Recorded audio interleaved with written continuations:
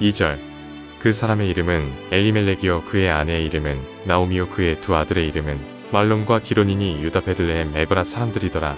그들이 모압 지방에 들어가서 거기 살더니 20절 나오미가 그들에게 이르되 나를 나오미라 부르지 말고 나를 마라라 부르라. 이는 전능자가 나를 심히 괴롭게 하셨음이니라. 네, 오늘부터 룻기 1장 말씀을 함께 살펴보도록 하겠습니다.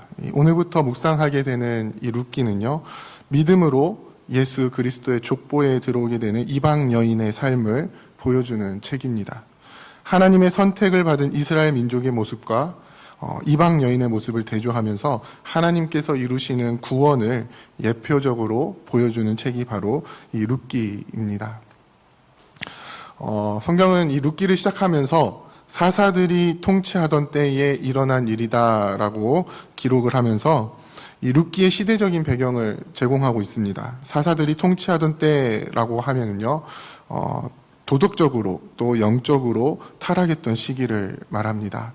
그때의 왕이 없으므로 사람이 각기 소견에 옳은 대로 행하였더라라는 이 주제를 가지고 있는 사사기와 하나님의 마음에 합한 자라는 평가를 받았던 다윗이 이제 주인공으로 등장하는 사무엘서 사이에 위치해서 이 이방 여인 룻의 헌신을 통해 이스라엘을 회복시키시고 구원하시는 하나님을 보여주고 있습니다. 그래서 이 룻기를 처음 시작하면서 등장하는 인물은요, 바로 엘리멜렉과 나오미입니다. 엘리멜렉과 나오미는 그들이 살고 있는 땅, 이 베들레헴에 흉년이 들자 그곳을 떠나서 모압 땅으로 갔습니다. 그들에게 있었던 두 아들은요, 모압 땅에서 아내를 맞이했고요. 그곳에서 10년을 지냈습니다. 10년이 지난 시점에서는 엘리멜렉과 두 아들은 죽었고요. 나오미와 두 며느리만 남게 됩니다. 이때 나오미의 고향 베들레헴에 다시 소식이 들려옵니다. 하나님께서 그 백성을 돌보셨다라는 소식을 듣게 되고요. 나오미는 다시 고향으로 돌아가기를 결심합니다. 그리고 이방 여인인 두 며느리 오르바와 롯에게는 자신을 따르지 말고 고향으로 돌아가라 이렇게 이야기를 합니다. 오르바는 나오미의 말을 듣고 이제 고향으로 돌아갔고요. 롯은 끝까지 나오미를 따르겠다라고 이야기를 하며 나오미와 함께 베들레헴으로 갑니다. 룻기는 처음 시작하면서 매우 중요한 사실을 짚고 넘어가고 있습니다. 단순히 이 사사기에 근거해서 그 시대가 타락했다는 것이 아니라 엘리멜렉이라는 인물을 통해서 그 시대가 어떠했는지를 분명하게 보여주고 있습니다. 엘리멜렉이라는 이름의 뜻은 나의 하나님은 왕이시다입니다. 이름을 통해서 그들이 가지고 있는 신앙의 본질을 보여주고 있습니다. 하지만 엘리멜렉은 자신의 이름의 고백과는 달리 자기 자신의 소견에 오른 대로 흉년이 든 고향 땅을 떠났습니다. 이스라엘 민족에게 이 땅은요, 굉장히 중요한 의미를 가지고 있습니다. 그것은 이스라엘 민족이 출애굽을 하고 나서 가나안 땅 정복 전쟁을 통해 하나님께서 그들에게 준 기업이기 때문입니다. 룻기의 후반에도 나타나지만 한 가족의 기업은요, 매우 중요한 것이기 때문에 그 땅을 상속할 사람이 없을 때에는 그 형제들을 통해서 기업 물을 자를 정해 이 상속을 할 수 있도록 이 제도적인 장치를 해놓을 정도로 이 땅은요, 그들에게 중요한 의미를 가지고 있습니다. 그런데 하나님이 왕이십니다라고 고백해야 하는 엘리멜렉은 흉년이 들자 왕이신 하나님께서 주신 땅을 떠나 이방 땅으로 갔던 것입니다. 왕이신 하나님을 떠났던 엘리멜렉과 나오미의 삶은 어떠했습니까? 더 황폐해지고 더 비어지게 됩니다. 결국 엘리멜렉은 이방 땅에서 죽게 됩니다. 그들의 삶이 얼마나 황폐하게 되었는지 나오미는 고향에 돌아왔을 때 자신을 나오미가 아니라 마라라고 부르라고 요청합니다. 나오미라는 이름의 뜻은 기쁨인데요. 그 기쁨이 아니라 나의 삶에는 더 이상 기쁨이 아니라 마라, 쓴 것, 괴로움, 전능자가 나를 치셔서 괴로움으로 가득 찼다라는 의미를 가지고 있습니다. 하나님을 떠나 텅텅 비어버리고 황폐해진 두 사람의 삶은 당시 이스라엘의 모습을 보여주고 있습니다. 그들은 왕이신 하나님을 떠났으며 이방 민족들에게 침략을 당해 황폐해지고 텅텅 비어버린 영적인 상태를 보이고 있었습니다. 이러한 이스라엘을 위해서 하나님께서는 룻을 나오미에게로 보내주십니다. 룻기의 마지막에 또 이야기를 하겠지만 룻을 통해서 다윗 왕의 계보를 이어가게 하시고 궁극적으로는 온 인류의 메시아이신 예수 그리스도의 계보를 이어가시며 우리에게 베푸실 구원을 보여주고 있는 것입니다. 사랑하는 부평교회 성도 여러분, 우리는 살아가면서 하나님께서 우리의 왕이십니다라고 고백하는 하나님 나라의 백성들입니다. 그런데 우리의 입술로는 하나님께서 왕이십니다 날마다 고백하면서 실제로 우리의 삶에서는 내 자신이 왕이 되어 살아가는 경우가 너무나도 많이 있습니다. 하나님께서 자기 백성으로 부르신 그의 백성이 부르심을 무시하고 자기 자신이 왕이 되어 살아갈 때에 사사시대의 이스라엘과 같이 또 엘리멜렉과 나오미와 같이 그 삶은 황폐해지고 텅텅 빌 수밖에 없습니다. 영적으로 메말라 버릴 수밖에 없습니다. 왜냐하면 우리를 풍성하게 채울 수 있는 것은 이 땅에 있지 않고 하나님 나라에 있기 때문입니다.